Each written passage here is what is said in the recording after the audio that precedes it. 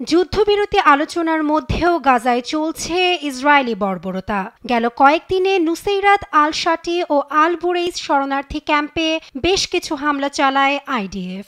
এতে বুধবার অর্ধশতাধিক নিহতের খবর নিশ্চিত করেছে কাতার ভিত্তিক গণমাধ্যম আল জাজিরা।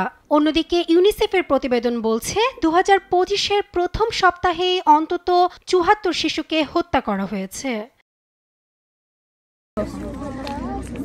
আমি হঠাৎ বোমার শব্দ শুনলাম এবং আমার ছেলেকে এখানে দেখতে পাই। সে তার শেষ শ্বাস ফেলছিল। দ্বিতীয় এবং তৃতীয় শিশুটিও সেখানে ছিল। ইসরায়েল বাহিনী আমাকে তার কাছেও যেতে দেয়নি, তাকে দেখতেও দেয়নি। তারা ভেতর থেকে চাদর নিয়ে আসে এবং তাতে মুড়িয়ে নিয়ে যায়। এদিকে জাতিসংঘ মানবিক সংস্থা OCHA জানায় 5 জানুয়ারি বিশ্ব খাদ্য সংস্থার একটি গুদামে ইসরায়েলি বিমান হামলায় আরও একজনের মৃত্যুতে গাজায় ইসরায়েলি যুদ্ধে নিহত সাহায্যকর্মীদের সংখ্যা দাঁড়ালো 369-এ। অন্যদিকে গাজায় জ্বালানি সংকটে স্বাস্থ্যসেবা ব্যবস্থা ধ্বংসের দ্বারপ্রান্তে। বুধবার গাজার স্বাস্থ্য মন্ত্রণালয় সতর্ক করে জানায় অবশিষ্ট জ্বালানি ফুরিয়ে আসছে। ফলে নতুন জ্বালানির ব্যবস্থা করা না গেলে বন্ধ হয়ে যাবে স্বাস্থ্য পরিষেবা। ডক্টরস উইদাউট বর্ডার MSF আরও জানায় নাসের আল আকসা ও ইউরোপিয়ান হাসপাতাল সবচেয়ে বেশি জ্বালানি সংকটে। গাজায় তীব্র শীতে এখন পর্যন্ত 8 শিশুর মৃত্যুর খবর নিশ্চিত করেছে জাতিসংঘ।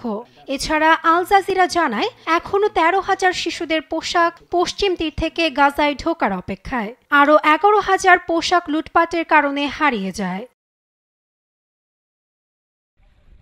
অন্যদিকে কাতারে ইসরায়েল হামাস যুদ্ধবিরতি ও জিম্মি বিনিময় মুক্তি আলোচনা চলমান আছে। তবে এখন পর্যন্ত কোনো অগ্রগতি ছাড়াই এই আলোচনা চলছে বলে নিশ্চিত করেছে কাতারি মুখপাত্র আল আনসারি। তিনি আরও জানান এ আলোচনায় কোনো সময়সীমা বেঁধে দেওয়া সম্ভব না।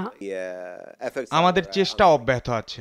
বেশ কয়েকটি আলোচনা হয়েছে, তবে কোনো প্রধান আলোচনা হয়নি। এখন পর্যন্ত অনেক বিষয়ে কথা হয়েছে যেগুলো প্রকাশ করা সম্ভব না। আমি মনে করি না যে এই আলোচনায় কোনো সময়সীমা বেঁধে দেওয়া সম্ভব।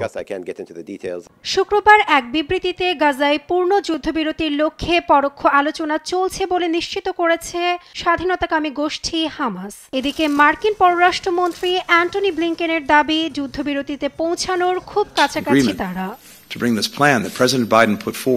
যুদ্ধবিরতি আলোচনার মধ্যে গাজায় রাফা শহরের একটি ভূগর্ভস্থ সুড়ঙ্গ থেকে ইউসুফ আল জিয়াদনা নামের এক বন্দির লাশ উদ্ধার করেছে ইসরায়েল বাহিনী। 2023 সালের 7 অক্টোবর থেকে গাজায় শুরু হয় ইসরায়েলি নৃশংসতা। কাতার, মিশর ও যুক্তরাষ্ট্রের মধ্যস্থতায় বেশ কয়েকবার আলোচনা হলেও এখন পর্যন্ত কোনো যুদ্ধবিরতি চুক্তিতে পৌঁছাতে পারেনি ইসরায়েল হামাস।